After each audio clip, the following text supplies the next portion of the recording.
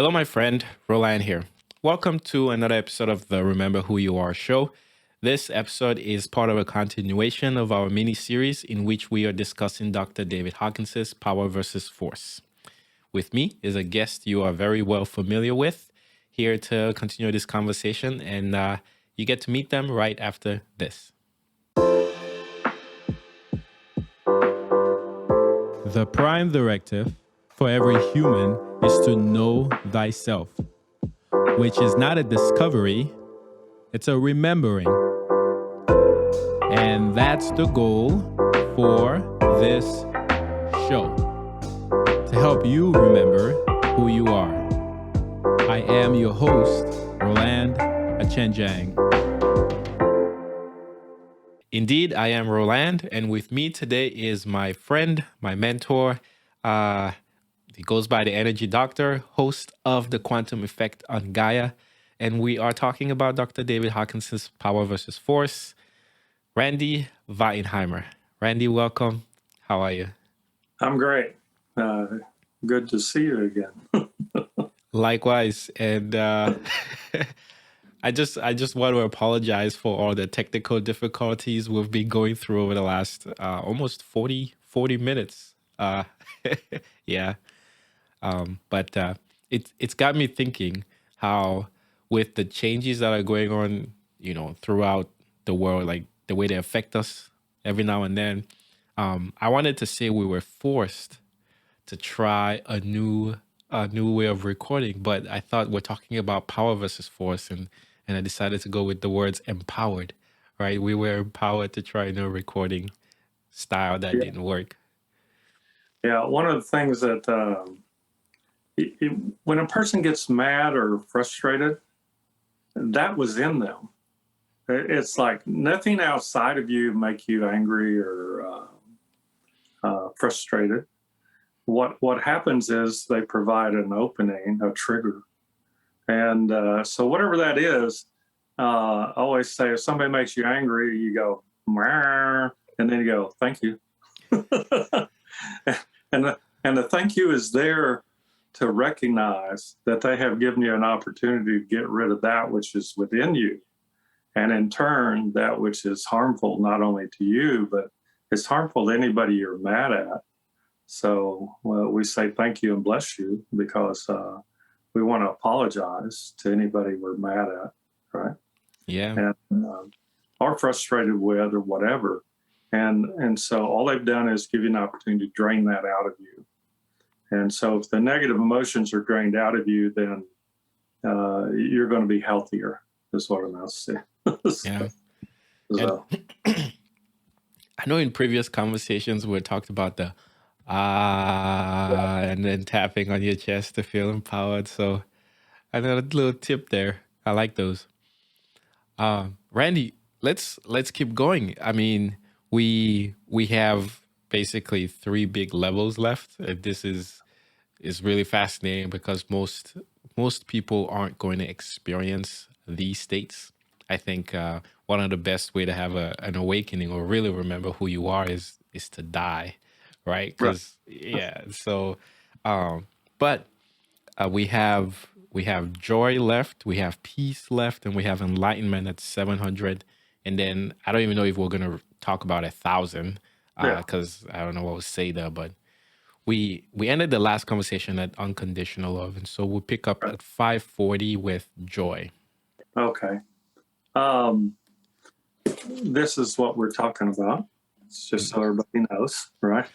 Can I throw something out real quick? So that is one of the original versions because it doesn't have the MD PhD behind his name. Right. Yeah. This I would buy dozens of books from David every time I went, and this was a hard copy, right? And I think I gave away my last signed copy, but I had bunches of signed copies too. But anyway, I encourage everybody to read it. So obviously, that's what we're talking about.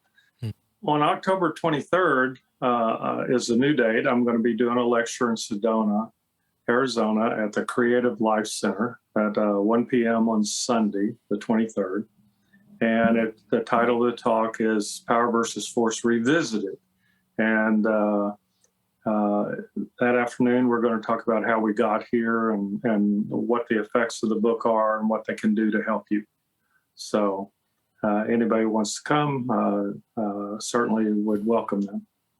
And so when I teach things out of this book, what I've done is incorporated some of David's information into my work.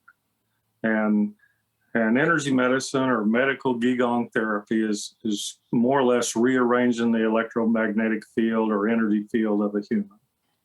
So that's from an outside source. It's like what I'm doing is overriding, let's say, the grief or sadness or guilt or shame, the lower emotions, and taking the energy out of them, kind of like when you get mad at somebody, we talked about, is the energy comes out, and then that event happened, or the source of it's there, but it doesn't engage you.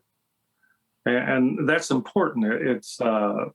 It's almost like hitting a delete key on the computer, in this case of your software or your memories. And all memories electromagnetic, so that becomes possible. We know that because we change our mind, okay? So when we think about how mutable our mind and emotions are, they literally go all over the place. And one of the things about the scale of consciousness, all over the place becomes definable. Okay, we can actually see where our emotions went, where our thinking went, and whether or not they were of positive or negative nature. So when I reset people, I reset them to 540, joyfulness. To me, when I was studying this and working on it, the idea of being joyful supersedes love.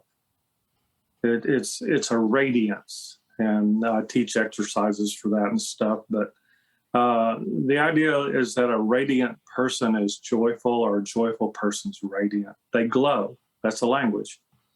And so to be joyful, to me, literally becomes a choice.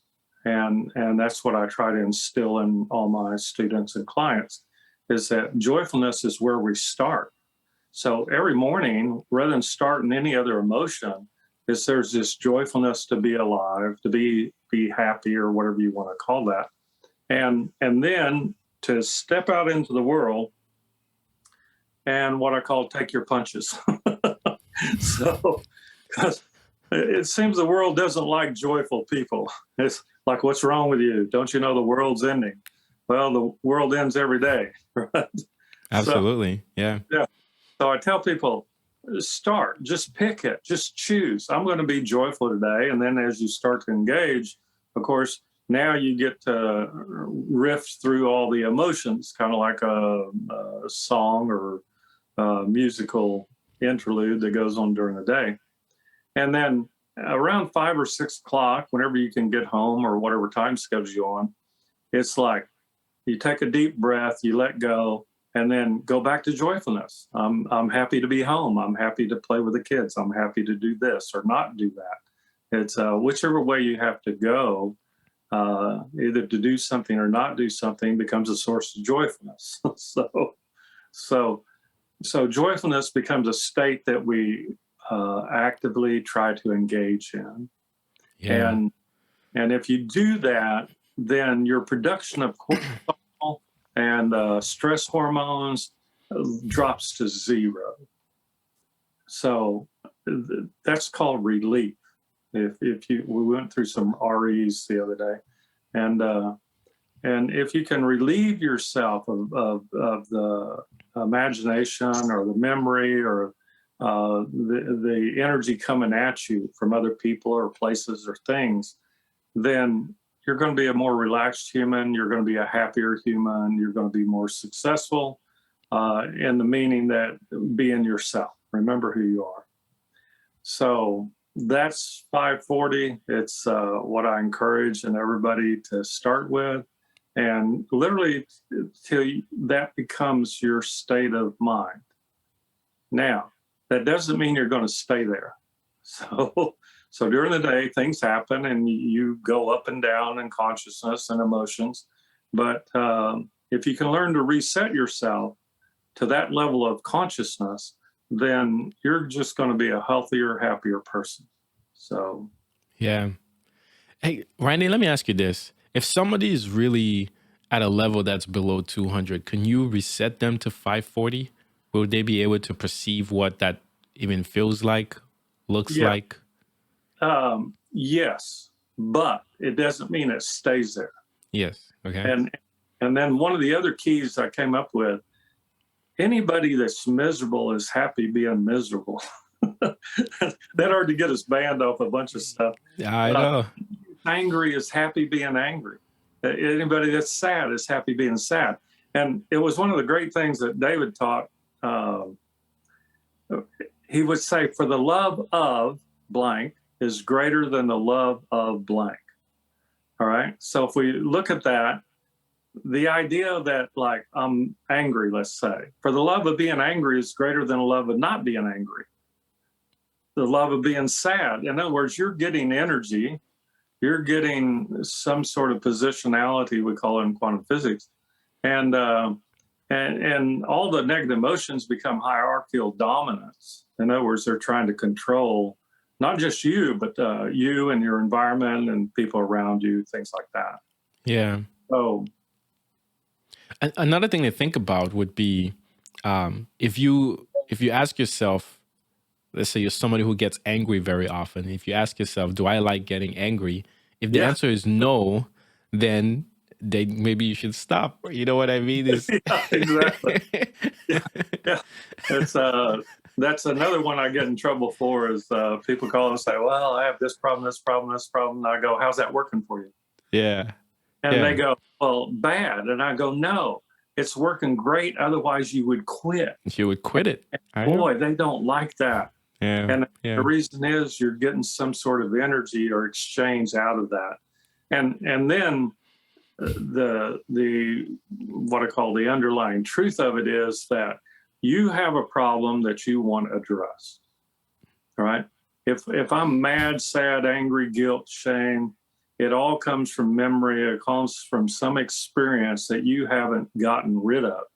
And the fallacy of what I call talk therapy, we'll just make a whole lot of other people out there entertained. Psychotherapy, psychology, sociology, all those talk therapies don't work because the human mind is not capable of processing something. It's wrong. Like, you need to process this or you need to think about it. No, I don't. I need to get rid of it. It's one of those things that they don't tell you is an option. Okay. Mm-hmm. And that is like, my daddy beat me. How am I going to process that? It's like it was a set of circumstances. It was a negative experience, and I'm done with it. And now, done with it doesn't mean that I got rid of it. It's just I moved it into the subconscious or unconscious file drawer. And so, since those are electromagnetic in nature, the memory, what I do is override that energy, information, with my own energy. And people say, how do you do that? And I go, well, I learned how to do that. And because I have a big energy field, I can't. Yeah. So can part of the processing be sort of alchemical, where you transmute or change? Really, like you can change the vibration of something, usually attributed to what the experience taught you. Well, we could say all experience is educational. Mm-hmm. Mm-hmm. Well, I totally agree with that. Like, there's something to be learned or taught with every experience. Yeah. One of the things I tell people, everybody has all this childhood stuff, and it's like, you're not a child anymore, right? Mm-hmm. And then you go, well, I want to talk about it. People will talk about everything that's wrong or did wrong to them. And the answer is, well, there were a lot of bad things that happened. I always use first day of school.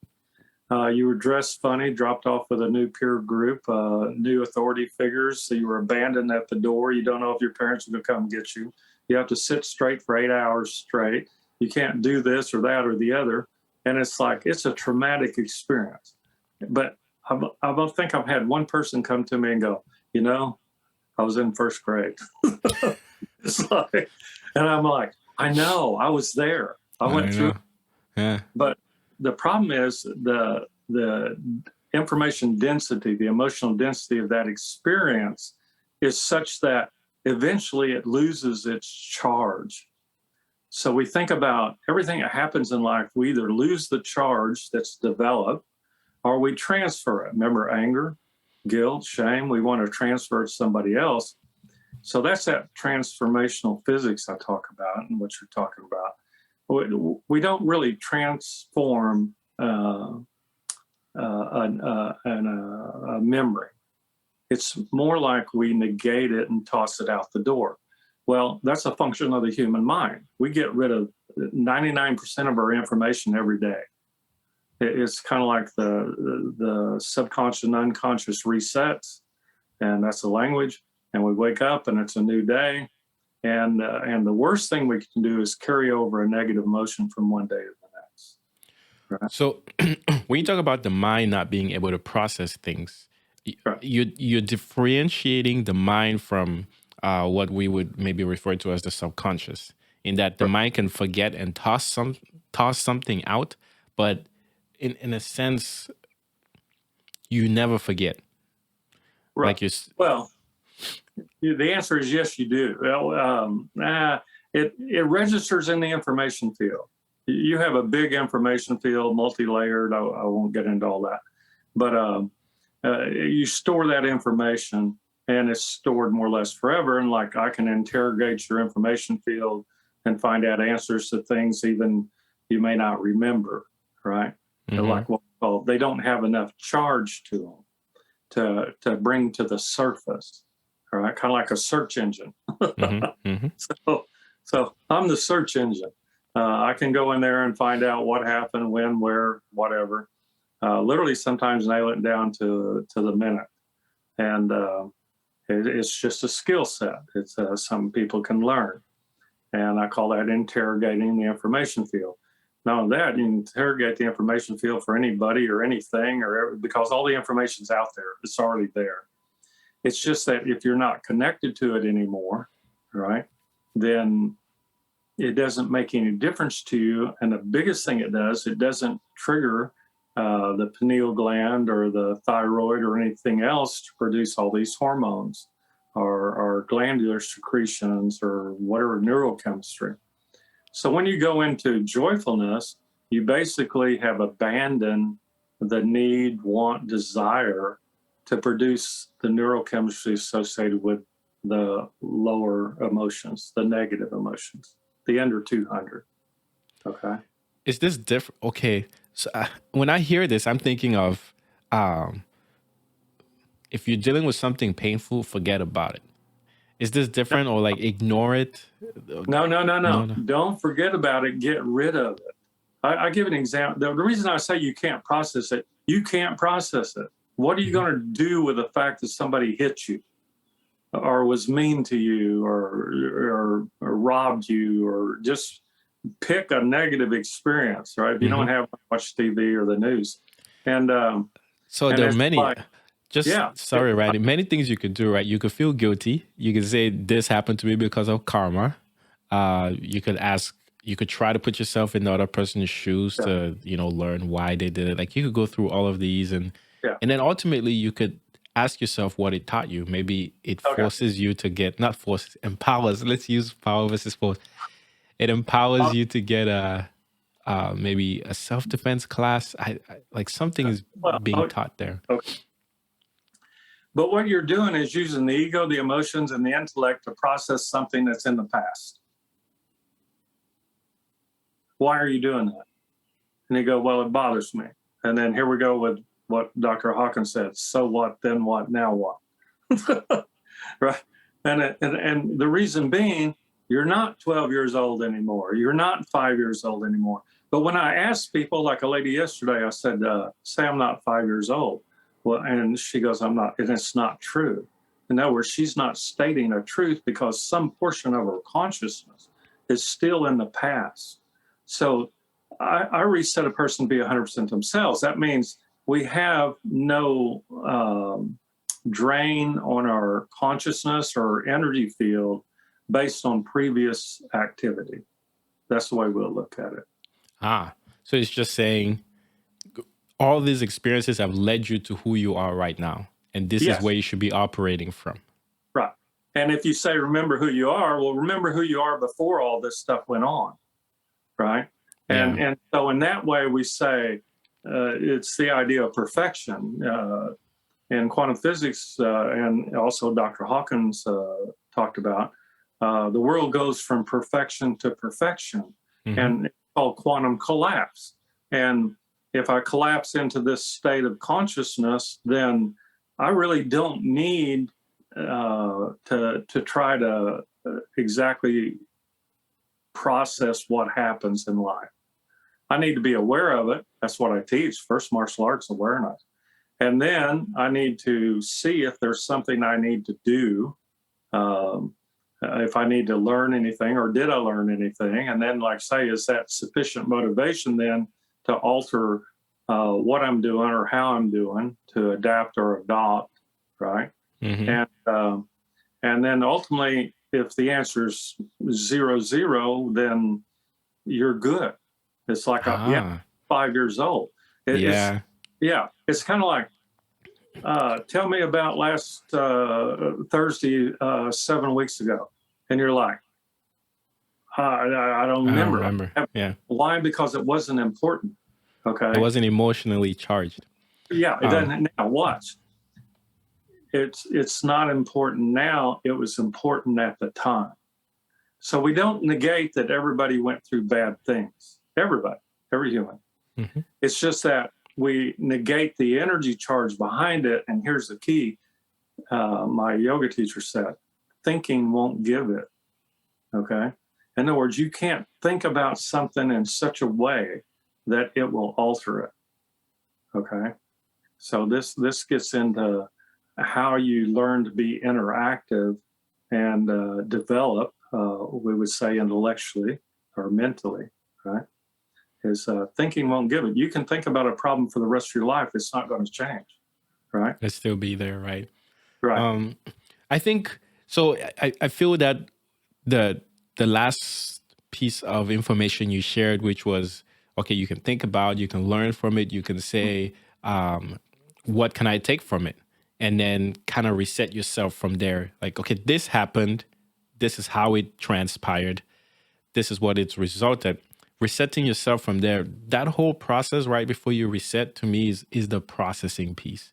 Now, you're not going to change what happened. You can change your perspective on it.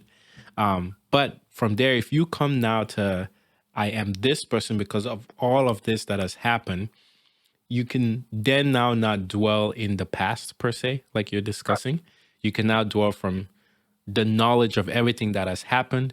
And then I guess if you're good enough not to hold grudges, right? Then you can start to operate from this current state, this now version of yourself. Right. And you're saying joyfulness is a really good state of being. It's literally a state of neutrality plus, if that makes sense. It's literally a springboard to the higher things, the things over the 540. Now, one of the other key elements here for people to think about, there's that word, is you give meaning to things. Okay. Absolutely. And so the intellect's not capable of processing the emotions. The emotions are not capable of processing the intellect. They're total opposites. It's like what they call oil and water. They don't mix. People try to do it all the time. And basically we call that Facebook or something. So it's like, it just doesn't work. But if you think about there's that word, you give meaning to things. It's exactly what I'm talking about. What happened when you were 5 years old? What happened, 7 weeks ago on Thursday? It's like one has meaning, one doesn't.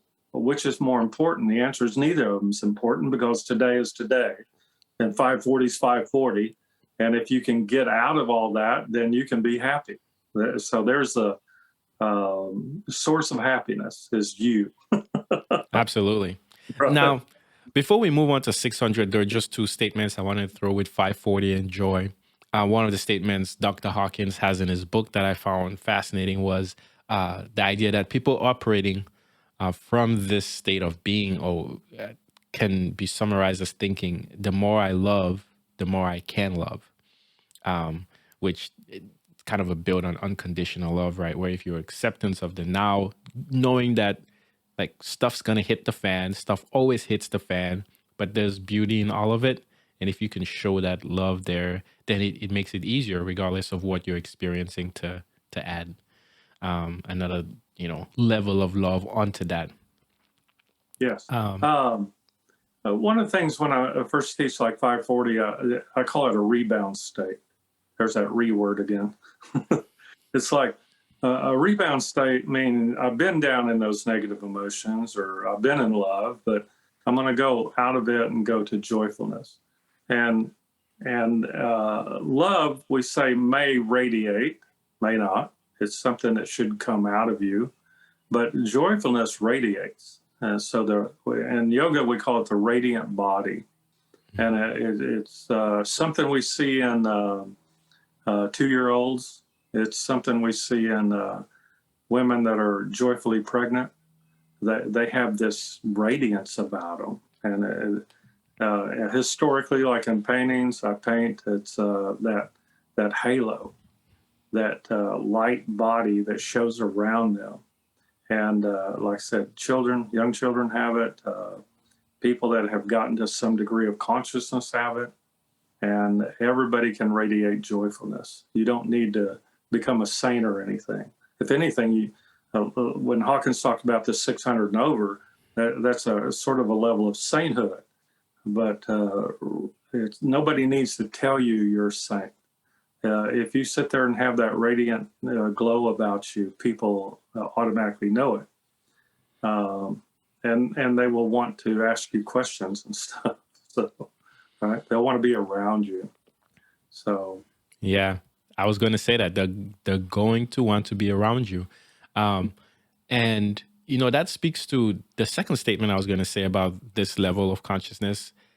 Folks who have gone through near-death experiences usually come back with like a huge transformation where it's easy for them to return to this level. And I've had many conversations with those folks, and they'll tell you constantly, it's not that it's unfair, but it gives them a huge tool, right? To shift past all the quote unquote negative things that have happened in their life, where they can reconcile it quickly, understanding that it's really just an event and they are the one attaching meaning to it. right. And so after that NDE or even an STE, like a Kundalini awakening, that type of thing, you see folks operating at this level, and your language also changes. Yeah, which is a big one. One of the things I tell people, first of all, I've died about 7 times officially, unofficially probably a few more, and it doesn't negate the background of I grew up in Oklahoma in a rough and tumble life. I may still have that we call it meanness in me if somebody wants to trigger it. Here we go again. You see what I mean? In other words, even a near-death experience doesn't necessarily change base level formation of the human psyche. But one of the things in all the mystery schools and, I don't know, cults and everything else out there, religions, is death is an initiation. And so when we talk about going above 600, historically, it required you to kind of like die and come back and to be able to enter those higher energetic states, we'll call them. And of course, since they tended to lose a lot of people, they made the death symbolic. So they bury you in a coffin in the pyramid, or take you across a boat across the river Styx, or they just do all kinds of crazy things. And the idea that you would transform based on the experience of moving through your own death. And I had a conversation with a lady the other day I help a lot of people transition from this world to the next very smoothly. Another skill I picked up, and there's something to be said for that. There's something to be said for smoothly transforming from life into death into life, and that's the proper term. My transition was immediate. I went immediate from being in this world to being in just the most joyful state you can imagine. And of course, they kicked me out of there. It wasn't your time, they said. Yeah, something went wrong. So, yeah. There's a bug. There's a bug in the code. Yeah, I'll have to think of it. So the idea, once you go above the 600s, like we talk about the avatar state and some of these others, all those had kind of like requirements, and that's another way to think about scale of consciousness, is that you are at some level, how to say it, compelled to transcend. And David called it transcendence of the ego, I think is the book he wrote. So it's not just the ego, it's the ego, the mind, the intellect, the emotions. It's transcending all of that. And then once you get there, we're back to that Zen koan of what do you do after you reach enlightenment? Or before enlightenment, you chop wood and carry water. And what do you do after enlightenment? Chop wood and carry water. In other words, you're supposed to go ahead and live a human life. And to me, there's a lot of good done by people that do meditation and go pursue what they call the whatever path, the isolates is what I call it, where you isolate yourself. And you can have a lot of vibratory effect on the world, but you can also have a lot of vibratory effect on the world by direct interaction. And so now we have people that try to share information. That's what I do, is try to share information I hope will be beneficial to people that are coming behind me. You see what I mean? So, and of course, in the movie Lucy, the character asks, what can I do with all the information I've gathered?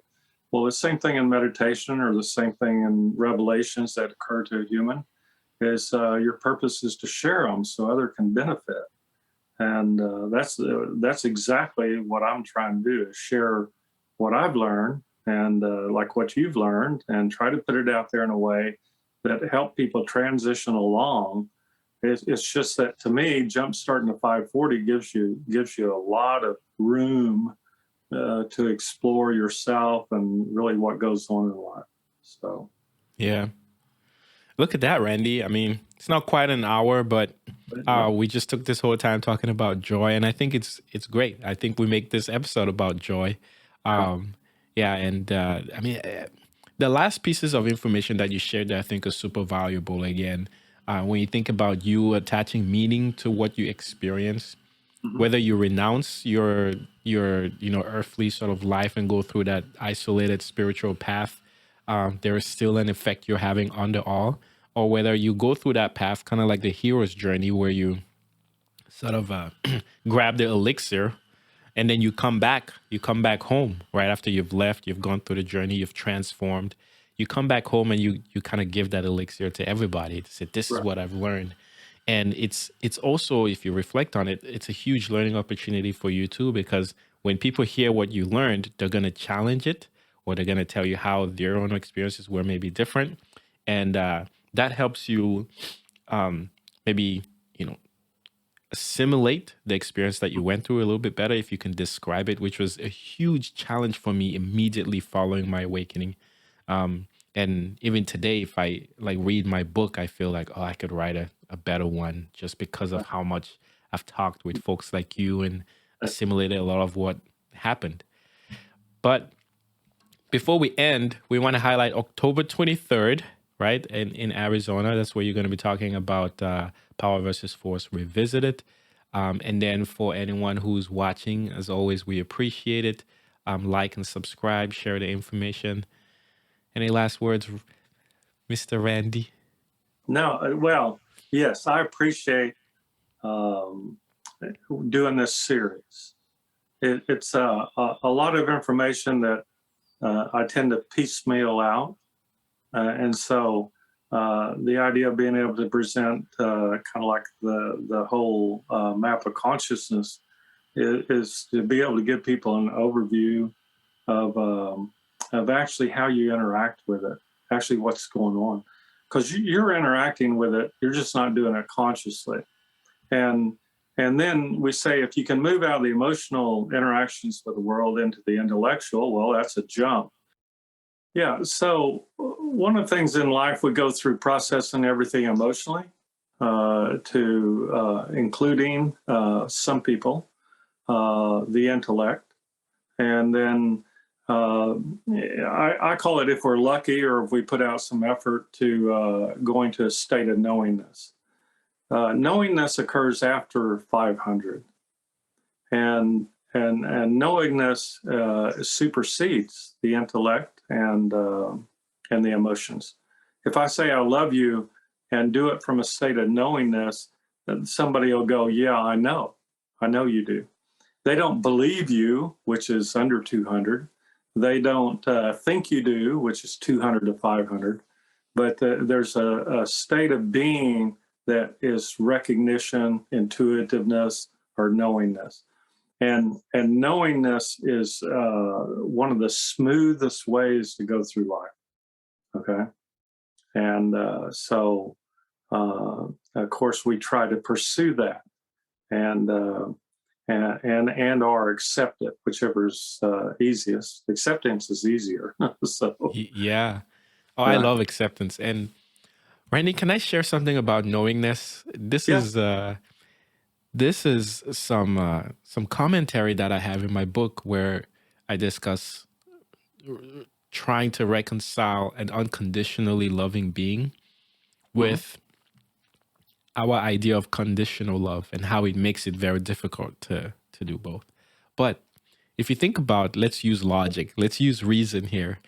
If you think about the creator being the creator of all things and being all things at the same time, and that creator being unconditionally loving,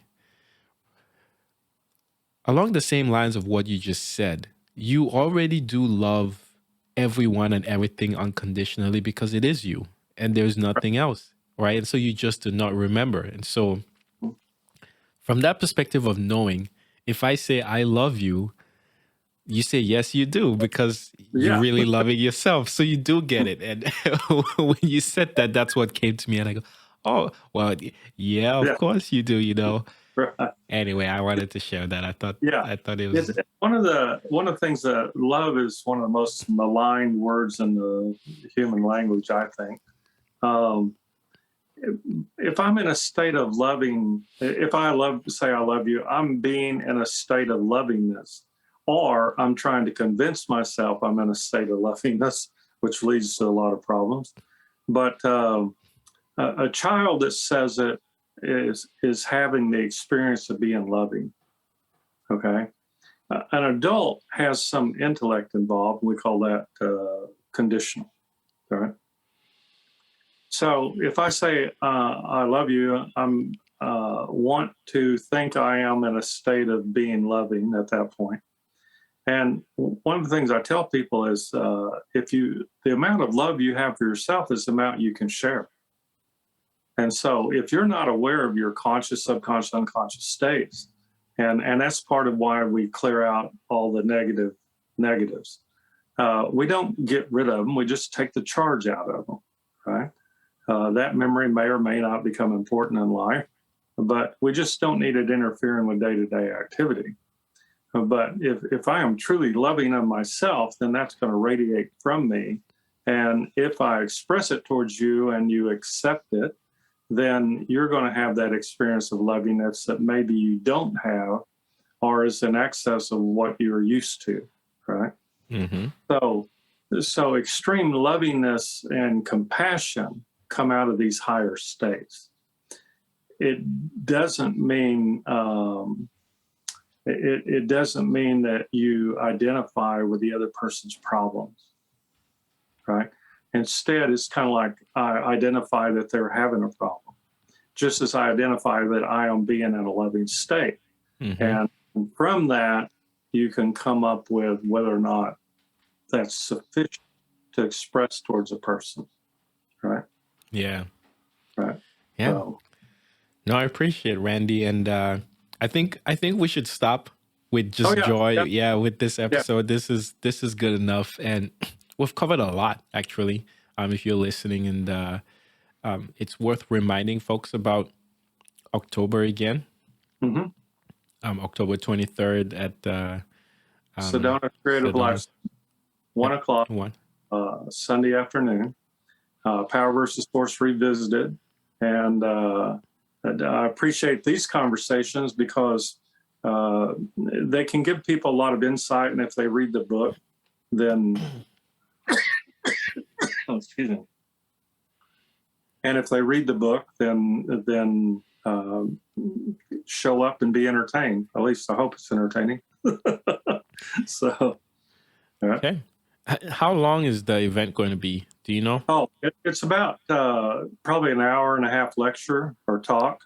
More of a talk. Like I said, I'm going to relate a lot of experiences and how I actually got there, how a lot of people got there. There were only 26 people at that first lecture that David gave it on Power versus Force. Within a few months, there were 400, and you couldn't get a ticket for 2 years. Yeah. That's how impactful the information was. And I was talking to a TV producer the other day, and I said, I find it astounding that all these people want to talk about everything from ascension to whatever. And yet here's Dr. Hawkins' body of work, which is, to me, transformational for almost anybody. I've probably told several thousand people to read it over the last 20 years. And yet nobody talks about it until Roland comes along and we talk about it.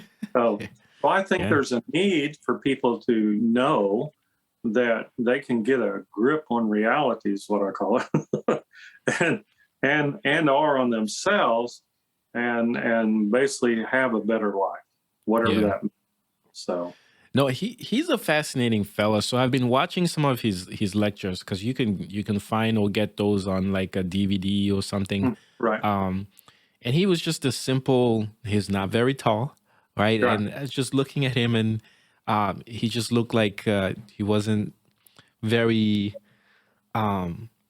attached to what we might describe in life as looking super presentable with a nice suit and everything. Like he just showed up and was just this authentic, truth-speaking person. And what was even the more fascinating things about his beingness was when he was interacting with folks and answering questions. Like there was just no judgment there. It was just straight truth, where it's one of those things where it's such straight truth, you even wonder why you asked the question because you already knew the answer. You know, you would ask him a question, and he's like, okay, so so what? Stop doing that. Okay, why do you want to continue? You know, and he always harped on the intention, because people would ask very deep, sort of intellectually based questions. If my will wants to do this in my mind, and he's like, what do you really want to do? Just do it. Like it doesn't matter. Just go and do it. Yeah. Yes. There's an underlying information set under every question we ask. And so he was really good at going, what is the question you're really asking? So sometimes people would ask a question and he'd answer, and you'd like, well, what the heck was that? Yeah. And then if you knowingness comes in, and you would go, oh, he was answering the underlying question. He was answering that. Yeah. And so I had another teacher in Chinese medicine do the same thing. Somebody would say, I have a problem. He goes, no, you don't. That's not the problem. This is a problem. And you'd sit there and go, where the heck did he come up with that? Yeah. Well, it's in their information field of what they're really wanting resolved or gotten rid of or whatever. And then the other thing, David's presence as a human was immense, right? Mm-hmm. Like you talk about people I laugh at the movie stars and what I call self-important people, whatever that is. They work at having presence, and somebody that has it doesn't work at Doesn't work at it. it. Yep. Yeah. Right? Yeah. Because Which begs the question is, are you born with it, or do you can you learn it, some people are born with it. We tend to call them charismatics, people that interfere. We call them movie stars, performers. The rest of us can develop that, though, and so just the sheer presence. People would walk in and start crying. It was a phenomenon, and part of it that we were setting the vibration of the field, like with the music, Kriya by Goss and some others. And that's what meditation and some forms of music do. They're transformational to the conscious. They take you out of the negative states. And so we value that. We value meditation. We value mantras. We value chants. We value music and its ability to uplift us. And that's a proper language. And then we go, uplift us from what? And then, well, here we go. I have this chart over here called a map of consciousness. You see what I do. like? So, and then that gets into the calibration of music and everything else. Under 200 is going to take you down, negate your energy, and above is going to enhance it. So there you go. Yeah. And speaking of this, okay, you just triggered my mind. I'm glad we're still recording this, right? We were supposed to stop 10 minutes ago, but as far as chants and mantras, it was interesting. I think one person asked David about chanting and mantra, what he should do. And David, he basically said, did Jesus chant? Did Krishna chant? Did he have a mantra? And he was like, so why do you think you need one? And that struck me profoundly, because when I started meditating, and the true story is I really started as a means to cope with work and school stress, because I didn't want to take drugs as a pharmacist. I'm like, I know better. There's something I can do. And when I was looking at a solution to dealing with that stress, I thought I'll just listen to my body. It's my body that's tired, so just listen to it.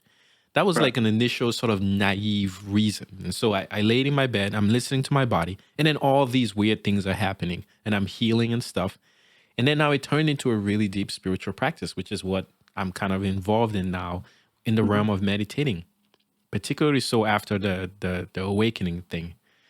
But before the awakening, I started to expose myself to a lot more information and ask questions. And one of the questions I asked was along these same lines, right? Jesus wasn't necessarily Christian because it did not exist, right? When he was there. And Buddha wasn't a Buddhist, right? And Krishna wasn't a Hindu per se. And so I just wondered what was available to them at that point that's available to me today. And meditating is like listening to your beingness is. And so along those lines, I thought, well, all right. Okay. All right. The mantra's not necessary, okay? But it's sufficient to override the intellect, okay? So at the end of the day, you basically have thought too much. So, at the end of the week, you've thought too much. You have in country and Western music, you learn all these high spiritual teachings in country and Western music. And there's one song goes, "It ain't a thinking thing." Right? Yeah, it ain't. And I love that because it's true, right? Now, you didn't find that in a spiritual book. The song goes, "It ain't a right brain, left brain. It ain't a thinking thing," right? Yeah. So that's actually true. But there is some sort of vibratory effect of all mantras, and vibratory and frequency then can kick you up out of a previous state. It's the same thing in quantum physics. It's adding energy to the system. Absolutely. Now, one of the things that was impossible to communicate is the over 500. It's almost impossible. So they did it through, and I don't like the word ritual. They did it through practices, and everybody in the world can come up with something you should do. There's a language, right? And I know because I would go to all these teachers and I would do everything they told me because I wanted the experience of seeing what the effects were.